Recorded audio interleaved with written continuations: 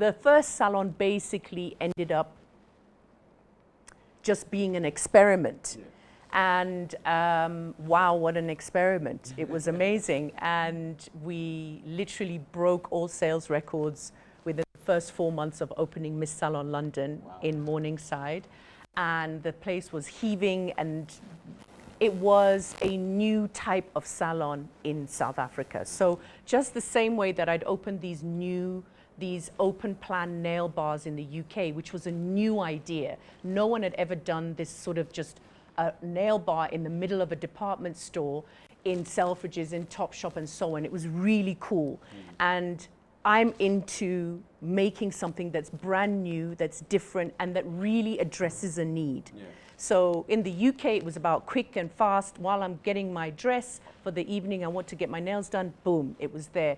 In South Africa, it was about quality and really personal, high-level service, which I realized was lacking in service here. People, you can go up to a till, and if they're having a conversation, no one's going to acknowledge that you're standing there. You know, and I used to be like, guys, in Selfridges, you've got hundreds of people walking in front of you. You've got a woman wanting to pay for her nails. You've got a woman wanting something over there. You've got the phone ringing and you're processing. You have to make sure that you are meeting, greeting, eye contacting everybody all the time. So this was the thing here. I was like, guys, we are changing the vibe. And that's what Miss Salon London in Morningside was like. The service was of the highest quality. The nail bar was chilled and relaxed, the music playing, Wi-Fi. We were iPadding our magazines. We weren't doing magazines. You know, it was really cool. So I think one of the points I want to make about that, I don't know if anybody here is in service, but I want to say that when a customer came into the salon, the music was blaring, we were doing shots of vodka and drinking champagne, and everything seemed like a lot of fun, right? But I always said to the team, no matter how fun it looks on the surface, the underlining thing is the perfection of the infrastructure. That nail file and that foot file is sterilized and buffed, and the customer can see it. Those drawers that have got all of your stuff in, there was a whole system for how the tables were opened up, cleaned out for the next customer, because we had people waiting. So imagine if you've sat there for an hour and a half and you've had all kinds of stuff done and all that shit's come off your foot and your nail clippings and everything. Can you imagine how that section needs to be cleaned before the next person comes and sits down? And I always said that the customer that comes in at 5 o'clock must get as clean a station as they had at 9 a.m. this morning. Do you understand? So even though it always seemed like a whole load of fun, there was a system that was always super professional. The thing about service industry is that you've got lots of different levels of education in the team, and living environments that the life that they're living. And so you want to be able to relate to everybody in your team and make sure that they feel excited and valued for the job that they're doing. So one of the roles in the salon, for example, is backroom operator. So as I said, I've got a salon this big and I've got 3 backroom operators. These people don't generate money, right? You think to yourself, why would you have 3 people in the back room? And one is cleaning, one is washing and buffing those glasses, one is going and running and getting coffee, etc. For the other one is bringing out the files and all of this stuff. And those guys, I say to them when we're having our team meetings, I'll say to them, you guys, do you think you're just cleaners? You're not. You are the backbone of this salon. Without you, the service that we are offering, this amazing feeling that customers come in and know that this station is perfect when they sit down, is because of you. And I make sure that they feel as excited to be doing the job that they're doing as the nail technicians. And nobody's allowed to put anybody down in the salon, because without each other, sometimes they'll be like, oh, this nail technician is so lazy, she doesn't get up and everything. I said, have you sat down on that chair? Have you sat down and filed 10 sets of nails in one day without moving? Until you do that, you can never know how it feels to be there. And you make sure that you treat her with all the respect and help her out, and the same vice versa. So I think it's really important to bring people in to the feeling and to have empathy. I mean, we've had fights in the shop. They've been busted up, and I will not let anybody rest. We are figuring this thing out. What is it that she said to you? What did she say? Why did you say that? You know what I mean? Let's sort this thing out, because tomorrow we are servicing customers with smiles on our faces, and that's the end of it. I always said to the techs as well, do not get over familiar with your customers. Do not start talking about your home problems, politics, religion. No. We can talk about contouring, Kardashians, Big Brother, what music we're listening to, where we're going tonight to eat, and so on, right? But you don't get personal. Everything is always professional. And so that, I think, is the point. People are prepared to pay for that. Yeah. And I just remember one person once saying to me, charge what you want to charge. People will pay. People will pay. Do not. I remember sitting with one of the nail techs and saying, listen, we're going to charge this for manicures and everything. He goes, well, if you think people are going to pay. I said, we are going to charge it and they're going to pay.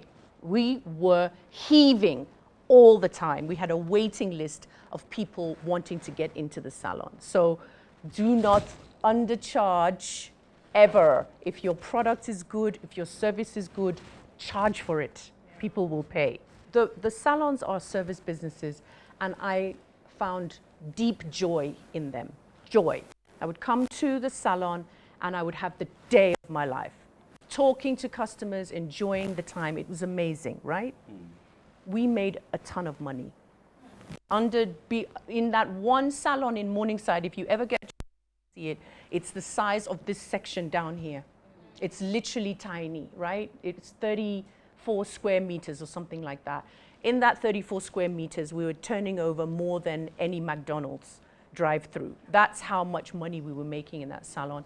And the team was making money. Everybody was on basic, really high basic and commission. Everybody was happy.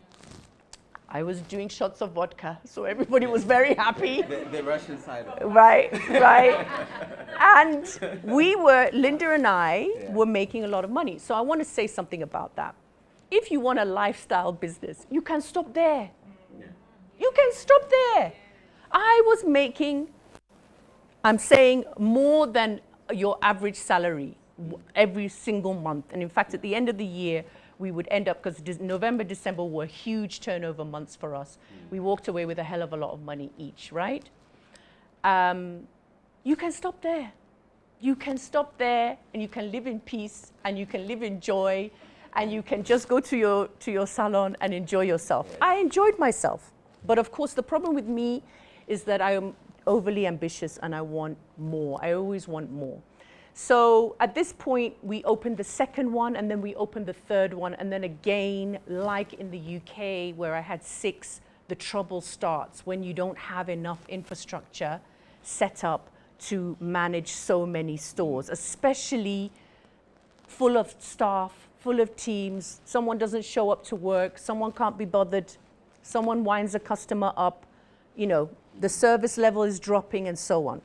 So by the time we got to number 3, I realized this isn't going to scale the way that I want. I'm not going to do this again. I tried in the UK with 6, all under one PTY limited company. Bad idea. Do not put all your different things under one PTY, because and then that PTY owns the bank account, and then if something goes wrong, it's all happening in the one bank account. No. So the second time around, Morningside Salon is one company, Parker Salon is another company, Menlyn Main Salon is another company, all trading under the same brand name, but they're all separate entities, right? So this was my attempt to scale service. Now, scaling service, that people go, but where's Ego?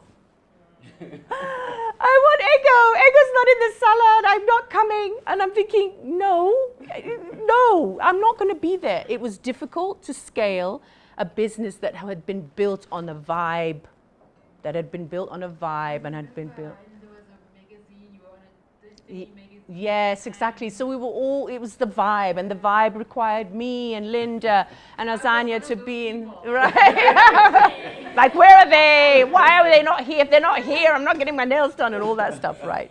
And also the team starts to dwindle. Remember what it's like to be that member of staff who's doing the nails and thinking, the customer goes, but where are they? And you're like, well, I'm here. No, we don't want you, we want them. So this was a problem. And so at this point, my sister, who lives in Washington, D.C. in the States, Natasha, is a product developer and a scientist, and she's an inventor. She's been making things for years. She had started mixing this makeup back in 2005. So, you see, and this is actually a really interesting point about entrepreneur versus inventor. You know, so she is very creative. She makes amazing products all the time. But to take a product and turn it into serve fruit takes a lot, right? Because it's a hell of a lot of marketing. It's a hell of a lot of infrastructure around manufacture and logistics and everything. So Natasha had created this product, and it was sitting in her lab doing nothing. But it had been out. We were wearing it, she was wearing it, and she had put it on a few friends of ours. So we knew it was a great product. My mom says, Ego, your salons are so packed in South Africa, go and get that makeup from Natasha. And so that's how it started. And I have to say, on the back of the story of scaling, I realized, let's go to product, because it's all well and good with the services. And yes, we were selling a lot of stuff in the salons, but none of it was, own brand, and none of it was sold outside of the salons. It was always stuck within this space, which was great, as I said, if you don't mind that. But if you want to scale, and when I say scale, I'm talking about $200 million. That's what I'm talking about. I'm talking about taking a product from zero to, let's get it to $10 million turnover a year, let's get it to $100 million, and then take it from there, right? So the thing about product and service is that you always want to do something that's special, because especially if you're going to try to raise funds, if you're going to try to scale, if you're going to try to grow exponentially, you really need to have a product that stands out from the rest, but also stands out from the rest to a large enough market. Right? So you've got to make sure that whatever you're doing has a large enough market. And then you can start to pitch to get funding, because at that point it starts to make sense. Oh, okay, so I'm telling you that this non-alcoholic, non-alcohol-free gin and tonic, there are hundreds of thousands of people who want to drink this drink. And why? Because it tastes like gin and tonic, but they're not going to wake up with the hangover tomorrow, and they're not going to be breaking any of their religious rules or whatever it is, right? So then you can point out people who are religious that don't want, people who, how many parties, you can start to figure out what the market is, and then it starts to make sense. So the thing about the Good Mineral, which is the name of exactly the same makeup that we're retailing in the USA, and Miss London Cosmetics, which is what it's called here in South Africa, is that it is, not only is it non-toxic, preservative-free, clean, truly clean beauty, but it is designed for sensitive, acne-prone skin. I have acne, and acne, as far as I'm concerned, is one of the biggest reasons why you want coverage, right? So we want to cover our face, we want to look our best, but when you put conventional makeup on, tomorrow my face will explode, I'm going to have itchy skin, and so on. And I know I'm not the only one with this problem. In real life, people just want to look natural and fresh and clean. And that's exactly what our makeup offers, this natural, fresh, clean way of glamorizing yourself and looking your best.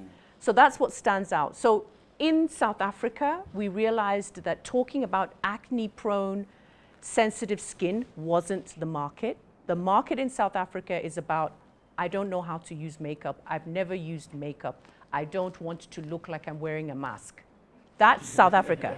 And that's the market that we're pitching to, and it's called Miss London Cosmetics. But in the US, the market is much bigger. The Miss Salon London doesn't exist there. I didn't want to start trying to educate the market in the US about Miss Salon London. So I renamed it to the Good Mineral. So it was quicker to pick up. And our strap line in the US is award-winning clean makeup for sensitive acne-prone skin. So it's a very clear market. When we finally get into stores there, we will be under a certain category of acne solutions or dermatologist recommended and stuff like that. These categories are not in South Africa as yet. And so it's very important to be clear about the market that you're going for and making sure that your product is, in line with the people that you're pitching it to. And that's how you end up raising funds. And that's how you end up raising money, and that's how you end up making sales. At the moment, we've launched we're just over a year old in the US. We're only D2C. We are online only in the US. D2C, direct to consumer. So we're not in any store, unfortunately, yet, but that's only yet. So we're D2C, and so we're selling online, and so it's a whole other kettle of fish when you're trying to get people to land on your website and part with cash. You understand? They've never met you. They don't know anything about you. The only thing that they can see is your Instagram, your community building text, or your website. And you have to build trust just like that, visually online. Brilliant. And then they part with their money. Yeah, definitely you have to put money in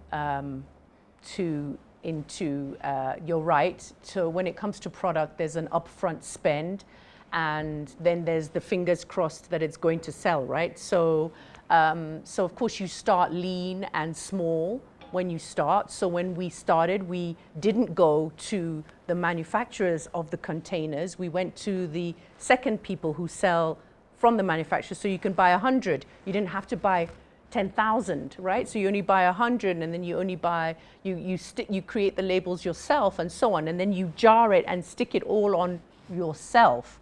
And it was only after we got to a point that we'd sold out, and then we started to seek out actual manufacturers who have MOQs, minimum order quantities, and then you start to get better pricing because everything goes down, but you've got a ton of stuff then. And so you've got to have the retailers or the distributors for that. Bearing in mind that every year you're expanding, you're going into another store, you're going into another store, you're making more and you're making more. So all the money that you make goes right back into making more and more and more product.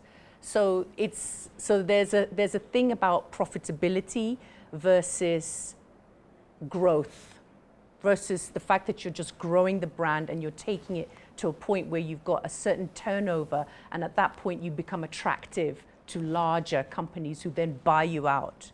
Do you see? Oh, you mean your own salary?